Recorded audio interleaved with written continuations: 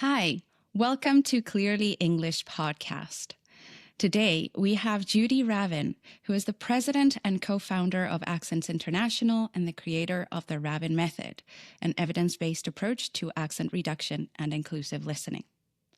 Accents International is a partner and sponsor of Clearly English, and we chose Accents International because we feel that what they do is unique and can be so important for those in our group who are struggling with this hurdle. We trust them as linguist-led professionals to support learners in their journey to becoming expert users of English. In fact, Judy is dedicated to creating a world where everyone deserves to be heard. For over 25 years, Judy has worked with professionals and organizations around the world, including Fortune 100 companies, NATO, leading healthcare systems, and universities, to support clear, confident communication. She has taught at institutions such as the University of Michigan, Cornell University, and NATO command centers, and her work has been featured in major media outlets including the New York Times, USA Today, the Wall Street Journal, CNN, and NPR. We are so lucky to have her here with us at our Clearly English podcast, and this is the first of a series about tips and strategies to reduce your accent and sound professional and confident. So thank you so much, Judy, for being here with us today. We're so excited to have you. Oh, Sophia, thank you for having me. It is a delight to be here, and I'm honored to be here. Thank you. Thank you so much. So I wanted to start by asking you, sometimes when people hear the term accent reduction, they feel unsure or even maybe a little bit defensive. So you often say everyone has an accent. So how can you explain what accent reduction is and what it isn't? Sophia, that really cuts to the heart of the matter, and I believe is the most important question. So thank you for asking it. If I could turn back the clock 30 years when I first started in this industry, when this industry was really a budding industry, the term that I would have chosen is simply English pronunciation coaching or English pronunciation enhancement, English pronunciation development. Really, accent reduction has become a buzzword for English pronunciation training or learning the accent patterns, in this case of English. But as a professional linguist, we look at the word accent as being synonymous with pronunciation. So it's not about changing our cultural identity or trying to assimilate or give something up. Absolutely not. Accent reduction has come to mean, really at its essence, is learning the pronunciation techniques, the articulation techniques for the sounds in one language that don't occur in another language. For our purposes here at Accents International, we teach the pronunciation patterns for English. But if we look at language learning around the world, language fluency, efficacy is really about mastery of three topics: vocabulary, grammar, and pronunciation in every language. May I give you an example, Sophia? Absolutely. Okay, thank you. So if we were to take the word walk, to walk, we have a mental picture of what that means. That's vocabulary. If I were to say, yesterday I walked versus I'm walking now, walked versus walking, we would have a different mental picture.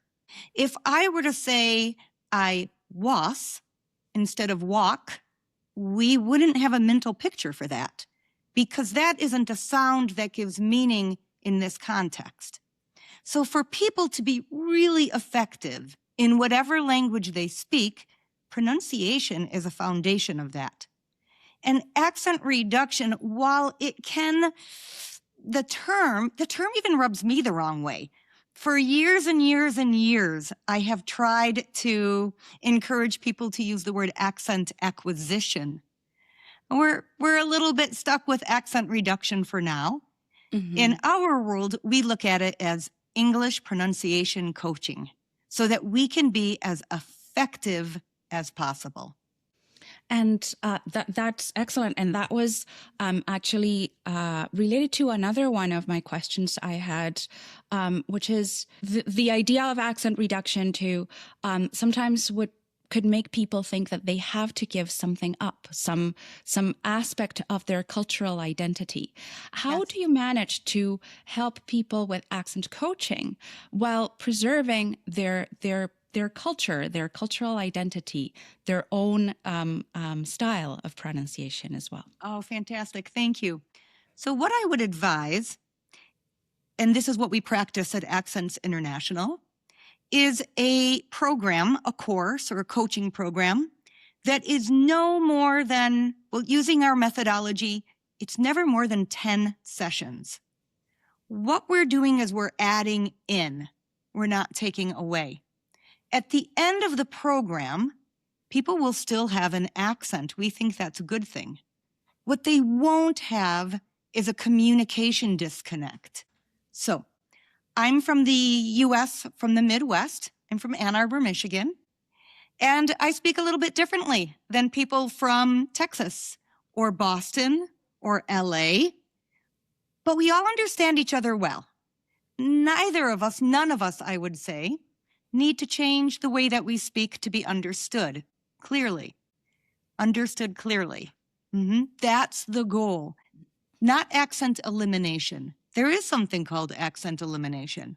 It generally takes hundreds and hundreds of hours, and people completely eradicate their accent and their cultural identity. That is not our goal. We don't espouse that. In 10 hours or less, people can learn to pronounce the sounds that are missing from their first language and become clear, confident, and effective. That's our goal for accent reduction coaching. It's more about removing those communication barriers than anything else, right? Exactly. You said it perfectly. And Judy, how did you become interested in this? How was your path to becoming an expert in accent coaching? Thank you, Sophia. It goes back many decades, actually, when I was in undergraduate school, and I majored in foreign language. In fact, I majored in French at that time. And I went on a junior year abroad program. And I passed the exam to be qualified as a candidate for the program, but it was in reading and writing. So when I got to France and I was studying at the Sorbonne in Paris, people very legitimately asked me many times a day, what did you say? Can you repeat that? My own family who lived in France asked me that. What did you say? What? And I very quickly learned in a real way how important pronunciation is. When I returned to the United States, I decided to focus on pronunciation in terms of language learning and language acquisition. And in my graduate studies, I really did a deep dive in this area. And my goal being that when people learn English as an additional language, and I prefer the term English as an additional language rather than as a second language, that they don't have to experience what I went through. Because really, Sophia, there are only so many times a person can hear, what? Can you repeat that? Without beginning to shut down. And when that happens, everyone loses. That's excellent, because that also ties into another one of the questions we wanted to ask you.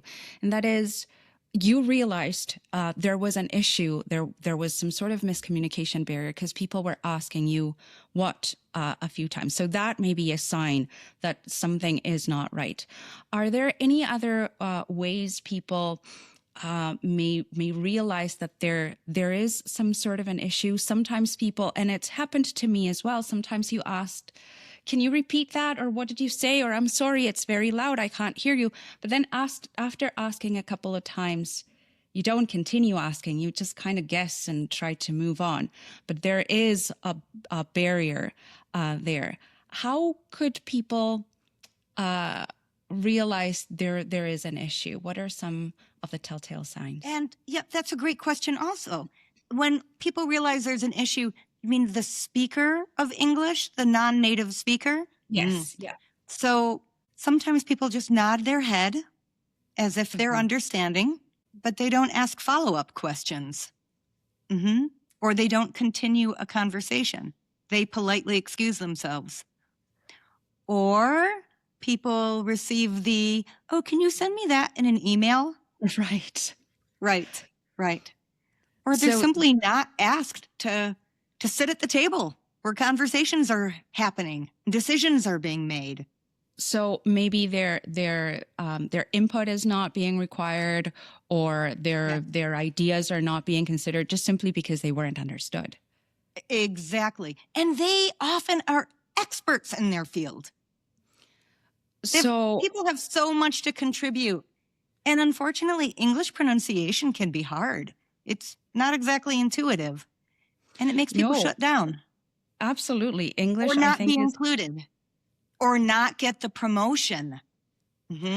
So those are some examples of how an accent issue or these features of their pronunciation that don't allow them to be understood properly can hold them back. Do you have any other examples of how this can affect their professional or personal life?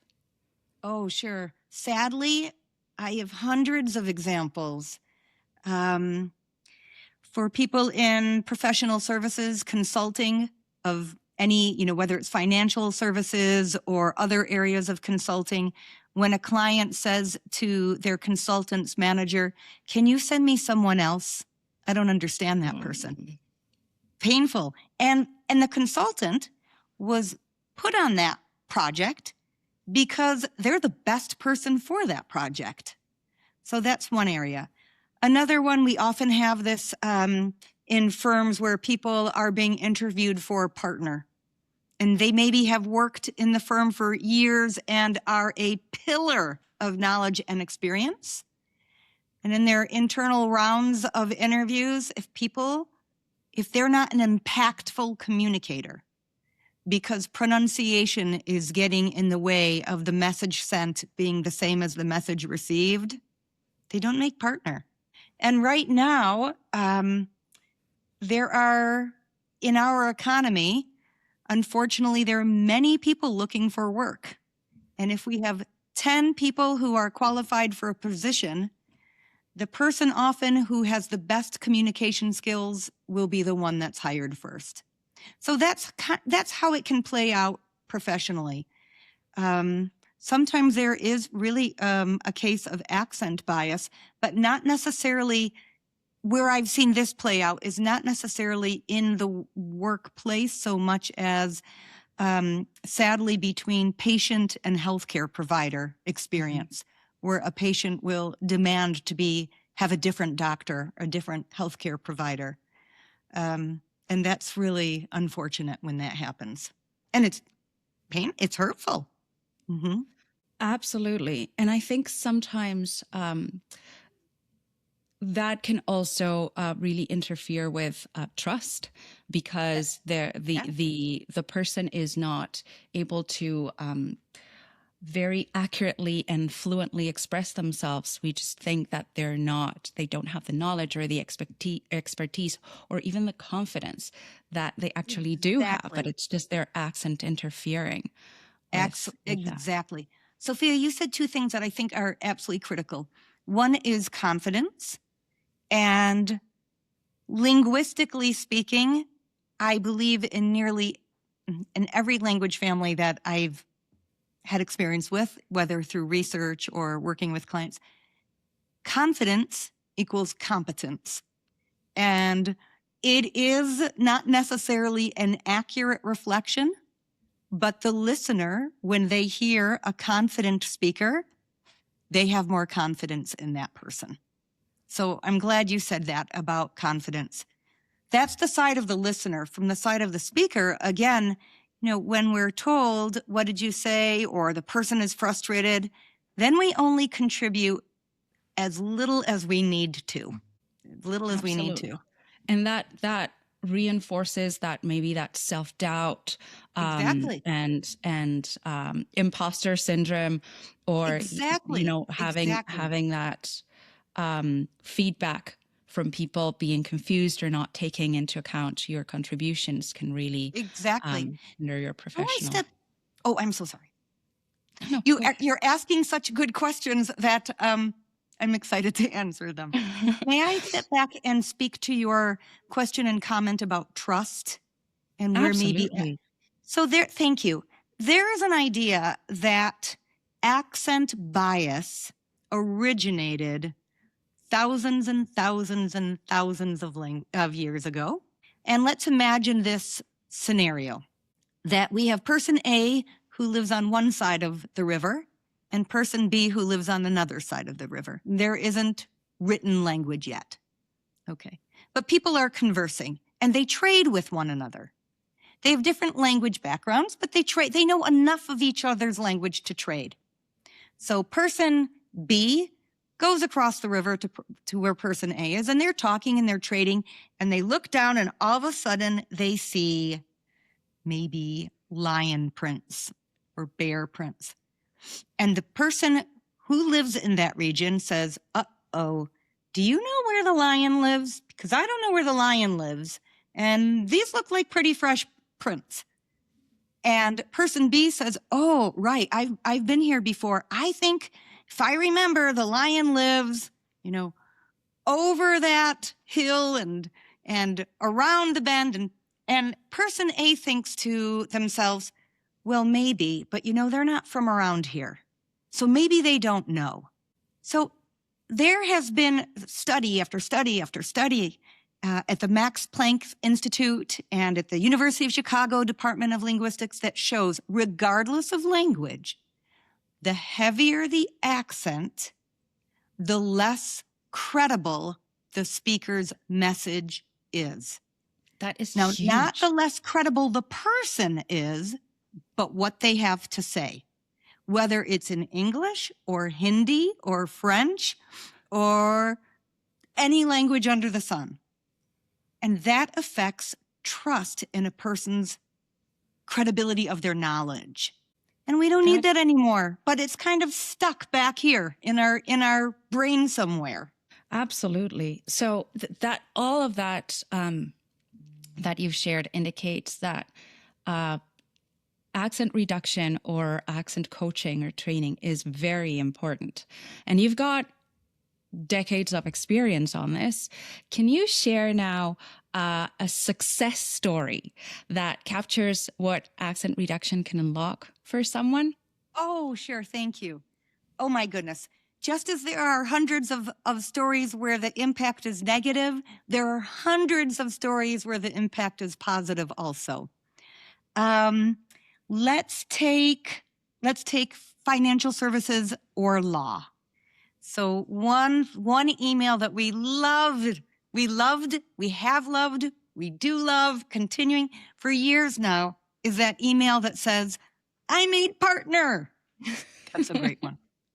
It makes our heart sing. The other one is when hospitals or clinics tell us that a health provider's patient survey scores went up.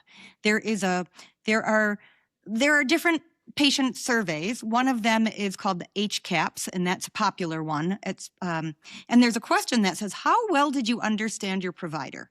And when that question gets a higher ranking, the overall survey goes up, and people they're thrilled with that. The provider feels so much better when they walk into a patient's room. And by the way, the hospital or the clinic gets their insurance reimbursements are directly tied to survey scores, patient survey scores. This is another one we just love to hear. When people say that they're in a meeting and they no longer hold back. I had an idea and I felt confident enough to share it, and so I shared it, and it was well received. Oh, that just makes our hearts sing, Sophia. That is amazing. And for what you've been sharing, the impact that you have goes beyond the person who is receiving this coaching. It impacts their organizations, and it also impacts the people they serve. So if a doctor has better communication with their patients, it doesn't only benefit the healthcare provider, but the hospital or clinic as well, but Exactly. definitely the patients as well. Exactly. You're So so it has right. ripples. Correct. You're so right. Yes. That is amazing. Thank Judy, you. thank you for everything that you have shared. I'm Oh my really goodness. excited to ask you more questions in a future Thank you. podcast about how this works. Tell us a little bit more about the Ravin method and the process that you follow to help Thank you. your clients, your learners with accent coaching, and also maybe give us a little bit of examples or Oh, I'd tips love or to. strategies. I'd love to. That would be my pleasure. Thank you. Thank you so much, Judy. Thank you, This was Sophia. so useful and Oh, helpful. I Thank appreciate you. your excellent questions. Thank you. Thank you.